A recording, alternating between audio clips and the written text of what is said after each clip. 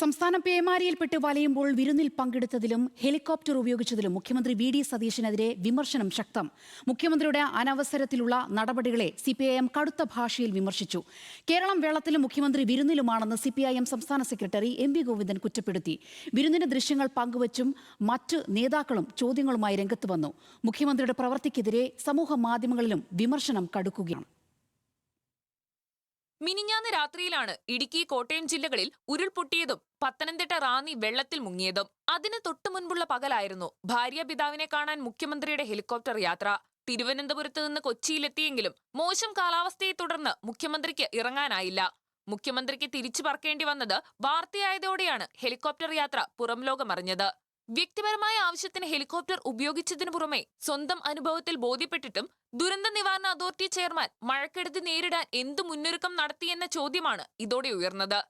2018 ആവർത്തിക്കുമോ എന്ന ആശങ്കയിലൂടെയായിരുന്നു ഇന്നലെ പകൽ കേരളം കടന്നുപോയത്. റാന്നിക്ക് പുറമെ ആറന്മുളയിലും പാലായിലും അടക്കം സംസ്ഥാനത്തിന്റെ പല ഭാഗങ്ങളിലും വെള്ളം കയറി.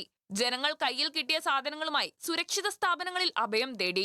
ഇതിനു പിന്നാലെ പൊന്നാനിയിൽ MLA KP നൌഷാദ് അലിക്കൊപ്പം മുഖ്യമന്ത്രി വിരുന്നിൽ പങ്കെടുക്കുന്ന ദൃശ്യങ്ങളാണ് പുറത്തുവന്നത്. ഇതോടെ മുഖ്യമന്ത്രിക്കെതിരായ വിമർശനം കടുപ്പിച്ച് പ്രതിപക്ഷം രംഗത്ത് വന്നു.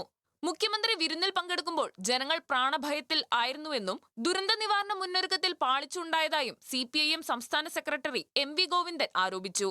നാട് ദുരിതത്തിൽ മുങ്ങുമ്പോൾ സൽക്കാരത്തിൽ പങ്കെടുത്തത് ജനങ്ങളോടുള്ള വെല്ലുവിളിയെന്ന ദൃശ്യങ്ങൾ പങ്കുവച്ച A റഹീം MP കുറ്റപ്പെടുത്തി. ഒരു മുഖ്യമന്ത്രി ചെയ്യേണ്ട കാര്യമല്ല V.D. സതീശൻ ചെയ്തതെന്നും റോം കത്തിയെരിയുമ്പോൾ മുഖ്യമന്ത്രി വിരുന്നിന് പോയതായും V. ശിവൻകുട്ടി വിമർശിച്ചു.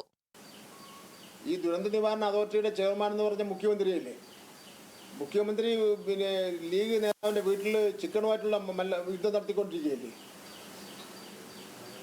അയാളെ യഥാർത്ഥത്തിൽ തിരുവനന്തപുരം സെക്രട്ടേറിയറ്റിൽ ഇരുന്ന് ഈ എല്ലാ ഡിപ്പാർട്ട്മെൻറ്റിനെയും കോർഡിനേറ്റ് ചെയ്തുകൊണ്ട് ചെയ്യേണ്ട കാര്യങ്ങൾ ചെയ്തെങ്കിൽ മാത്രമല്ല ഉദ്യോഗസ്ഥന്മാർ ഇവിടെ നിൽക്കുള്ളൂ.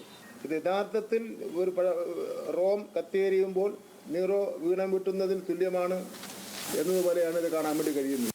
സാമൂഹിക മാധ്യമങ്ങളിലും വിരുന്നിന്റെ ദൃശ്യങ്ങൾ പങ്കുവെച്ച് മുഖ്യമന്ത്രിയുടെ നടപടിക്കെതിരെ കടുത്ത വിമർശനമാണ് ഉയരുന്നത്.